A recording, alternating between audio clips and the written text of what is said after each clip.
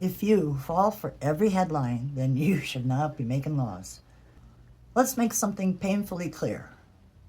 If you're in Congress and you're getting your news from memes, YouTube grifters, or a 4chan thread, then you have no business making laws. None. If you don't know how to vet a source, spot a deepfake, or recognize propaganda when it's tap dancing right in front of you, then you are a national security threat in a suit. We live in a time where a single tweet can move markets, start riots, or convince half the country that RFK Jr. is alive and he's running for office. And too many of our leaders are nodding along like, yeah, that makes sense. The internet broke the fire hose and now it's spewing. If you don't know how to filter it, you're going to drown the rest of us in lies.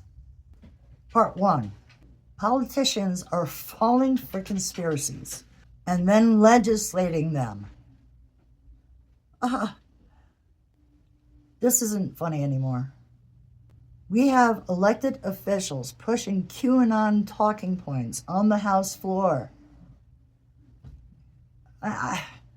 Voting against climate action based on blog posts written by fossil fuel lobbyists.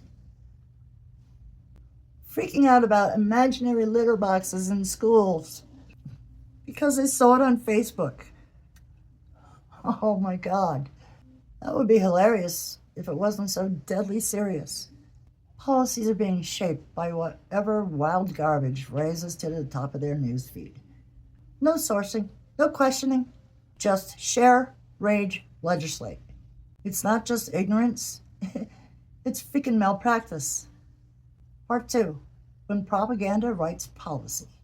Let's talk about how the sausage is made. A lie hits social media. It spreads faster than wildfire because anger sells, and algorithms are in the business of outrage. Politicians see the backlash, they panic and pander, and suddenly a lie becomes a bill. Think I'm exaggerating? Florida passed education laws based on fake controversies. Arizona wrote election laws to prevent fraud that never existed. Entire platforms are built on culture war fairy tales, and our government is reacting to everything like it's real. We don't need crisis actors. We've got crisis lawmakers panicking in real time over things that never even happened. Part 3, why this is dangerous. This isn't just some academic concern. This has real consequences. Public health gets wrecked when leaders parrot junk science. Elections get overturned when they trust memes over ballads. And people die when misinformation shapes healthcare policy. And entire communities suffer when social media hoaxes get turned into laws. We are living through a time where reality itself is up for debate, and the people in charge are the least equipped to handle it. If your job is to govern, then step 1 should be knowing what's actually real. Part 4, what elected officials should be required to know. Let's make this simple. If you want power to govern 300 million people, you should at least be able to pass a test that asks, is this headline from a legitimate source? Can this video be verified? Who paid for this study? What's the difference between satire, propaganda, and journalism? How does bias, yours included, affect your decision-making?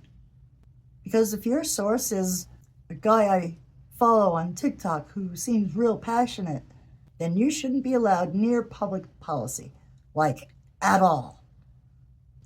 Part 5, nobody's asking for perfection, just basic competence. That's it.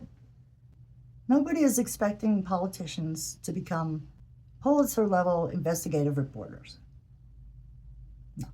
But if my high school niece can write a media analysis essay with MLA citations, then I expect more from somebody who sits on the Armed Services Committee.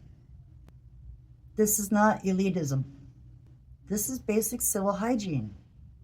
If you wouldn't let a judge hear a case without understanding the evidence, why are we letting lawmakers vote on bills based on a vibe? I mean, come on. The public deserves decisions made by grown-ups who know how to think. Not people who think that being angry is the same as being informed. No. The bottom line, you are not qualified to lead if you can't tell the difference between fact and fiction. And if you're willfully ignoring the difference, then you're worse. So let's stop handing power to the loudest fool in the room. Let's demand media literacy, critical thinking, and basic reality checks for every candidate. And while we're at it, tag your representative and ask them, where do you get your news? Who taught you how to think critically?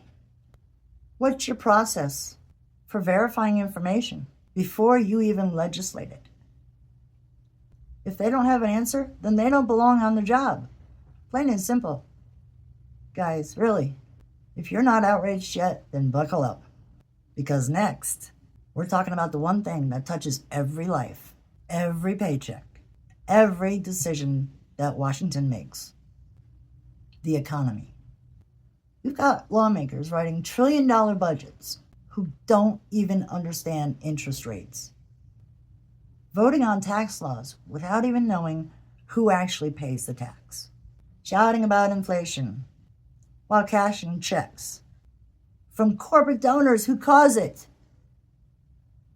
This is not about left or right. No, God, no, this is not about left or right. It's the fact that economic ignorance is wrecking your life. And they're getting rich off of it. Next up, episode 6. If you don't know who the economy works for, then it's not for you. Because when people in power don't understand how money moves, the only thing that trickles down is the damage. Gen Xer, I know what I'm talking about there.